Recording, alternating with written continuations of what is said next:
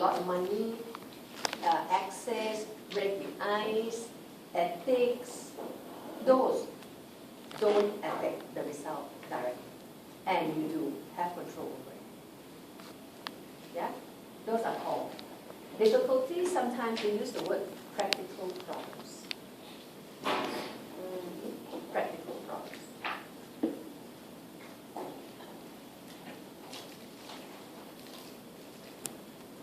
Normally, if it is survey questionnaire, normally they'll ask you for limitations. Yeah, those questionnaires, those qualitative, they ask you for limitations. Mainly, they want you to discuss the definitional problem. Yeah. If it is PO, often they ask you for practical problems or difficulties because PO very hard to get into the group, try to blend into that setting, very hard to do. So usually, everybody, sociologists, they pose that kind of question. If I were to set my question, usually like that too. I'll ask you what are the difficulties. They don't give you ethnography or PO. Yeah? And what would be the limitations of quantitative research? Okay.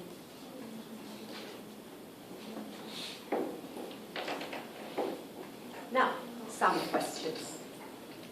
Don't ask you specific limitations and difficulties. They ask you, what are the problems with this type of research? They ask generally, what are the problems? And there are two types of problems. Yeah? One is called methodological problem. One is called practical problem, right? What do you choose to write?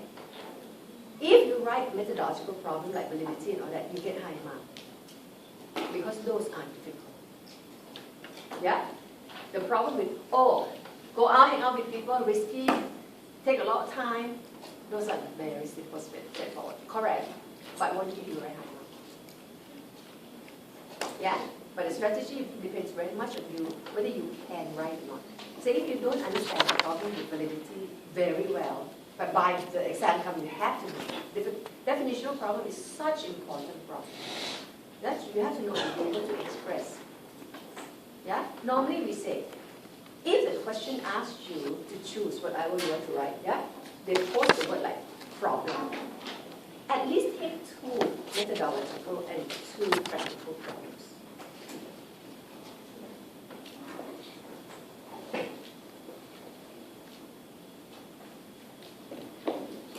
Number E. What are the main assumptions of an interpretivist approach to speech sociology? Yeah? This one, no problem. I wrote it for you already. They asked almost every year. I wrote again this time. Don't read up yourself. I use the example of Gordon. Yeah, when we write, we always like to use example, even they ask or they don't ask.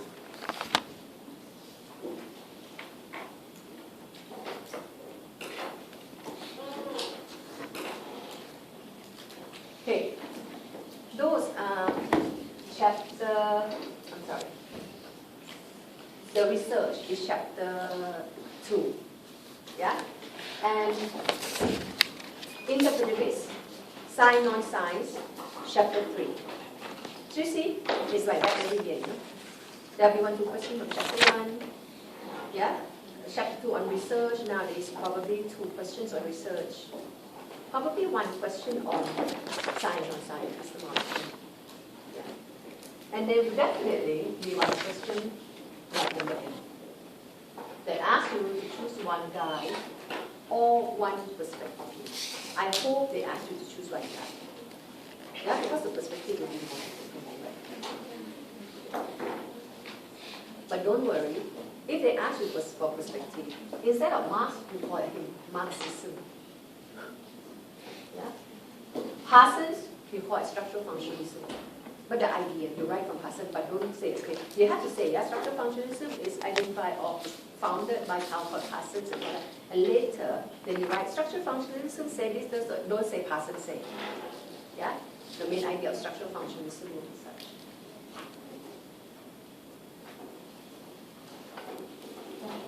So, this one says, choose one of the suggestions below and write a description. Huh? You see? How can? I thought I'm using English and my grammar is not good. This one, write a description of his theoretical approach, you know, right? Or did I type it wrongly? It should be his approach, right? Just choose one, right? Yeah, and write a description of his approach to modern society. Okay. So this one says, choose one guy and write about what? Pay attention here. Write about his view or his theoretical approach, his idea. Theoretical approach or idea or view is the same thing on modern society. Then you have to know what is modern society. Modern society, not society today. Is the society in the 19th century, during their time. Yeah, modernity is industrial production, no society that came in the 19th century. If they want you to write something about today, they won't use the word modern. They use the word contemporary. Yeah, the word contemporary is today's society, now, right now. Modern is not now. Some people call now postmodern. Okay? But they won't use postmodern because postmodern is contested. Some say yes, some say no. So they tend to use the word contemporary, which is general term. Again, this question, any big question, you guys read 2 or 3 times. Any big question. Yeah? And stick it in here when you write so that you don't lose the question as you go along. So say, okay, I'm going to choose one guy, Marx or Durkheim or Weber, who I'm going to choose, because I'm going to write his view on modern society. Okay? Then you decide, okay, modern society is society that is created, there's a lot of chaos and turmoil, and then sociologists came out and tried to understand it. One of these people is whoever you want to write about. Yeah? And then introduce, little bit, just 1 or 2 lines to him. Modern society, yeah? To Marx, modern society is capitalism. Okay, so later you're going to write about Marx theory of capitalism.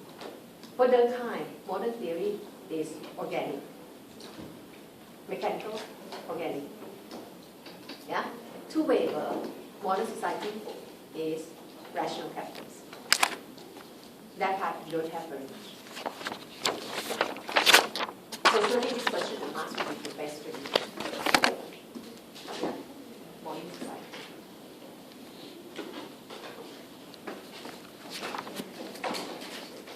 Okay, here, in my structure, the way I plan it,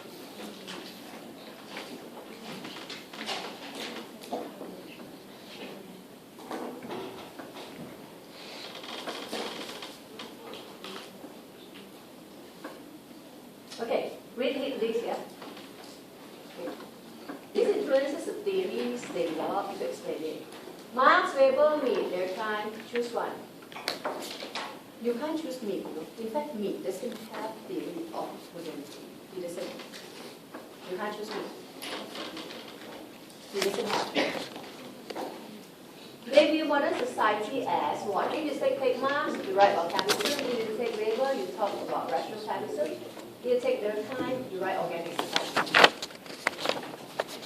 Yeah, no need to dot. In fact, it's done. No need dot. No need to explain anymore. Okay? And you say, this essay will describe his ontological assumption. No need to give examples. This is for me to tell you. Right? And his view on nature of modern society, as well as view on how modern society affects people. Don't write number 1, 2, 3, yeah? Number 1, 2, 3 is I'm writing to you so that I tell you that later in the paragraph, yeah, you need to tell the reader.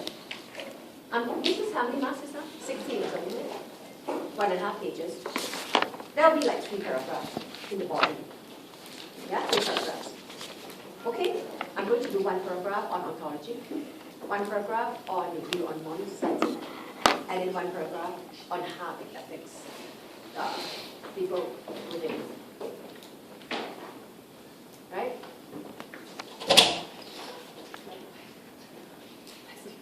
Okay. Then, after you introduce the first paragraph, you write ontology. No need to write too long, because this part hasn't answered question yet. You can even skip it if you don't want to write. Yeah? It hasn't really started writing, answering question. But I find that it provides good foundation for you to really go into the answer. Yeah? But as I say, because it's not that direct, you don't write, I think it's fine as well. Yeah? If you do, you say, I'm going to write modern society. What kind of basis I should be writing? I should be writing something that I later will bring into capitalism and modern society. Yeah? Then you write Marx. Oh, Marx is materialist. Economy important. Yeah? Economy is the base. The whole society determined by economy. You know, base superstructure, this kind of distinction. Yeah? But there is conflict in the economic base, something like that, just write it. And then, Marx called society capitalism. It is based on the economy.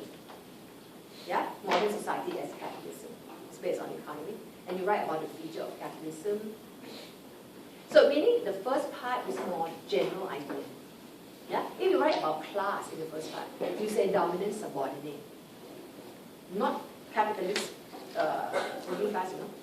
Capitalist working class will be on the second paragraph, that is capitalism. You get what I mean? The first paragraph, you say it's economy. Economy is very important. You don't call economy capitalism yet. Yeah? Economy is important. It creates everything. It creates a superstructure. The economy has problems, conflict. Yeah? Conflict, because it creates two classes. The two classes need each other by dialectical relationship. These two classes are dominant, subordinate. Write it generally. Don't write capitalist, working class. Generally.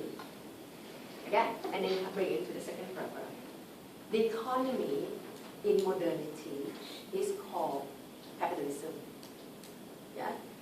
And you write about feature of capitalism, profit making, exploitation, alienation, don't write. Because alienation will be in another paragraph. Yeah.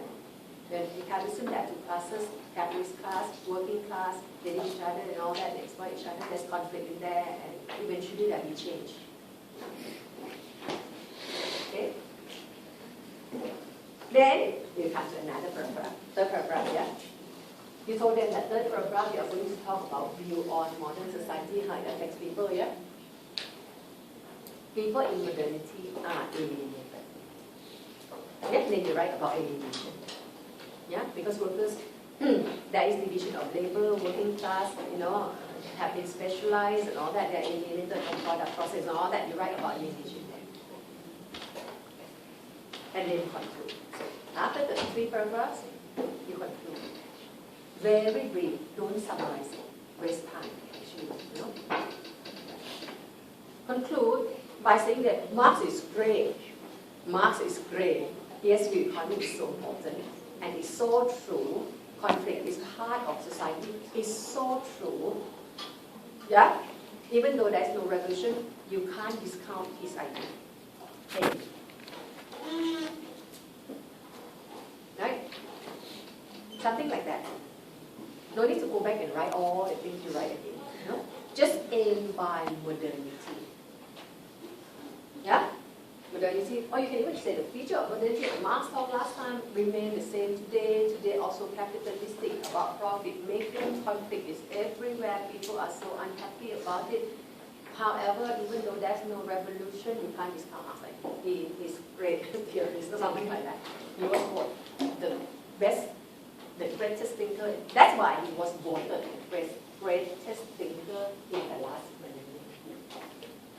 Done. In fact, just now, if you write all the things I said, you got a paper already. Right? Right? That's what I told you last time, yeah? My strategy, I wrote every word and my professor said I don't have to study very much.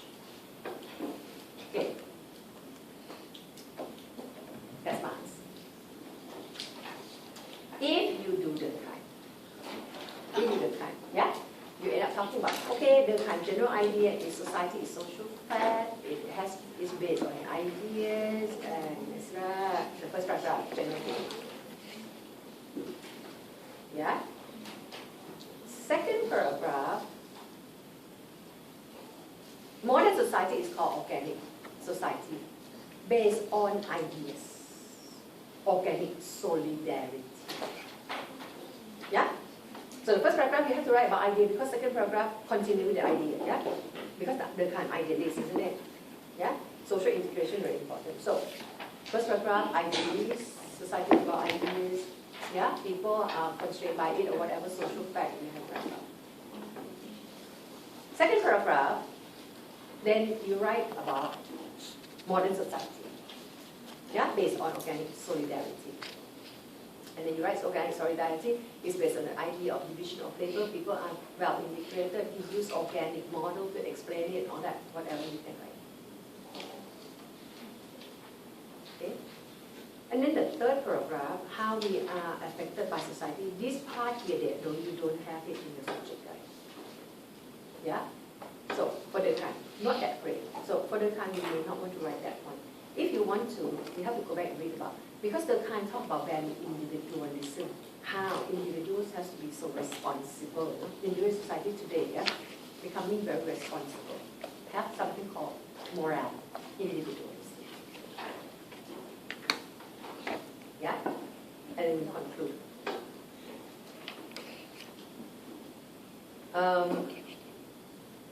Modernity, according to Durkheim's view, yeah, is, I don't think it's very good though. It's not very good. But Durkheim, I think, is not as easy to write as Marx. Because society based on idea, on integration. So, I say you don't write it. Weber. Yeah, you start first paragraph, social action. Yeah, so write about social action that the individuals think, they have reason, they have motive, what they do, and now the motive here is called rationality. And the second paragraph, modern society is rational capitalism. Yeah, it is created by our rational idea. In fact, this part, yeah, if you really look at Weber's model, it is very complicated. Very complicated. There are a lot of factors. You can't write very much. You can only use his Protestant ethics and spirit of capitalism to write about. Yeah? Then you're going to write this part using Protestant ethics and spirit of capitalism. Here's how Protestant ethics create capitalism. Or capitalism is the product of change in values, the product of rationality. Yeah, Protestant ethics, rational religion that link to capitalism, rational economic system. Yeah. Another thing that you can write in this paragraph, besides that, or even replace the whole thing at all, replace the Protestant ethic and of capitalism, is to write about capitalism from organization. And define capitalism in terms of the working of formal organizations. Then you bring bureaucracy to discuss. Yeah, but you have to tell them, yeah, that the way Weber looked at this society, he looked at it in terms of, when formal organization mushroomed everywhere, and he looked at it in terms of formal organization. I think that is very good. I think you can write that one better than the Protestant ethics. You can write both together, yeah, or you can write just one that, or. And then the third paragraph, we're going to talk about effect on individuals, right? The individuals become little cogs in the big machine. That's very easy to write. Become dehumanized.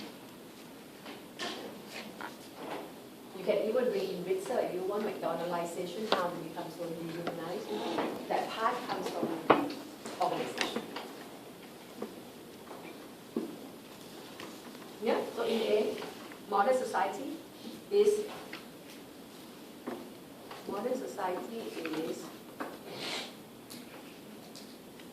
quote unquote, no summer's blue light that goes ahead of us, but polar night of icy darkness and hardness is true to a certain extent. Full stop. Yeah. Something like that. Yeah. Saying that the rational capitalism that exists today is something really like that. It's efficient, but it's so impersonal. So therefore, it's become a very impersonal system. So usually the conclusion is about what Mrs. Gosling says, summarize it, I tell you, summarize it, so boring. The conclusion is, you have discussed all this, so what? It should have that effect in the conclusion. So what? So he's great. So it continues. So it won't be like that. So we are in trouble, or something like that,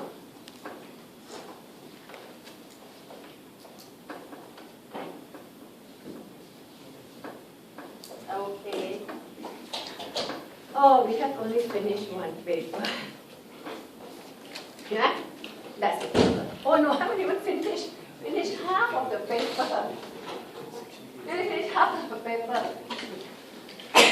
And then globalization. Yeah? So there are two questions. This one we done in 3, yeah? The other time we did together globalization, Americanization.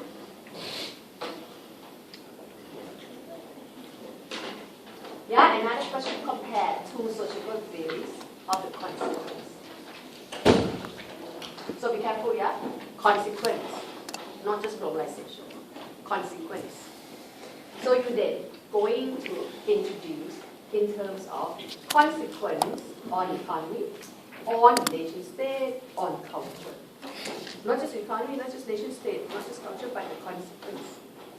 It results in the economy so connected. Not say economy connected, it results in the economy connected. Yeah? So what happens if this happens is people can connect the consequence. Not much different, it's the same thing, but just your focus on the questions, yeah? And try to really direct the question. Because they can pose a question compared to sociological theories of globalization, right? Yeah?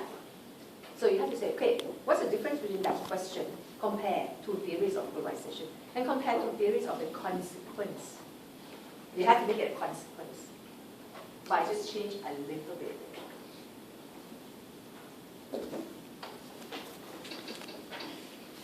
Okay, number 6, what would manager gain from studying sociological organization? Yeah? Manager gain. It allows manager to understand how organization can be structured. No need to bracket, yeah? No need to bracket. I'm telling you, because that's what we did in class. Yeah, definition. How they are formed. Yeah? Again, don't have to write this bracket, how they emerge. They are the same thing I'm telling you. This is about emergence. How strategies are set. How power is distributed. Okay? So, I introduce it this way. Okay? Managers should learn sociology organization because it will make them know how the structure could look like, how it can be created, how it can change, how a strategy can be set, how power can be understood. Yeah? This is what managers do. In the body, there are many ways to do it.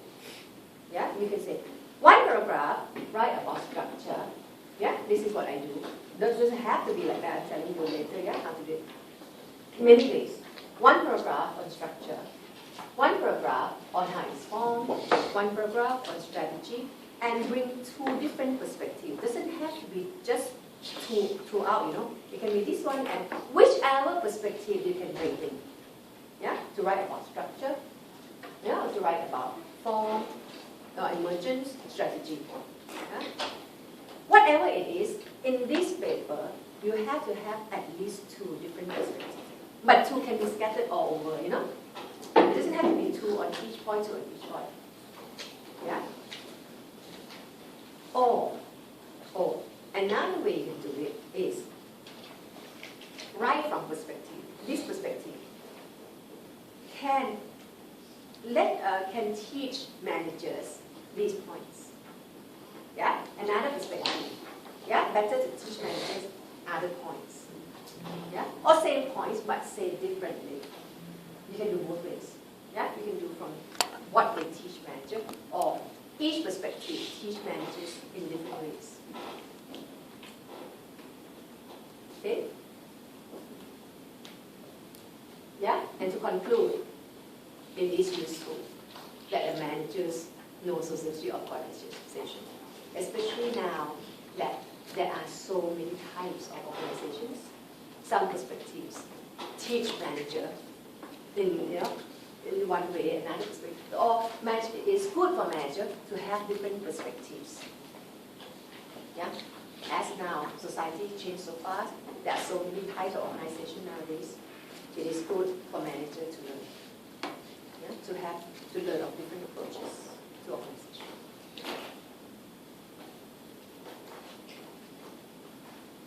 See, when you face this kind of exam question, yeah, you don't quickly go in right. You have to spend, say, 5 minutes seeing the whole paper. Yeah, like what I'm giving you now. Okay, this is a question. Am I going to do it now? Am I going to do it through the topics, or I'm going to do it through different theories? I say, okay, I decide. Okay, I'm going to do this. How am I going to end it? You see the whole thing, then you start writing. Yeah. So that is the forget this, forget that, stick this in, stick that. It's like not a full paper. So when you plan, then you see, okay, the whole paper, this is about what manager gains. It ends by this is what manager gains. So you have one type paper. Alright, and it helps you also to get rid of all those descriptions. Yeah? Be careful, don't write all these descriptions and waste your time.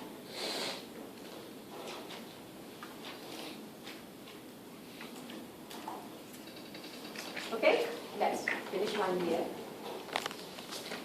Any questions? Okay, if you have more confidence, just going through, I think many of you have forgotten already the content early on, but don't worry. You still have time. You just don't have to spend that much time to go through the content. Just have that thing, actually.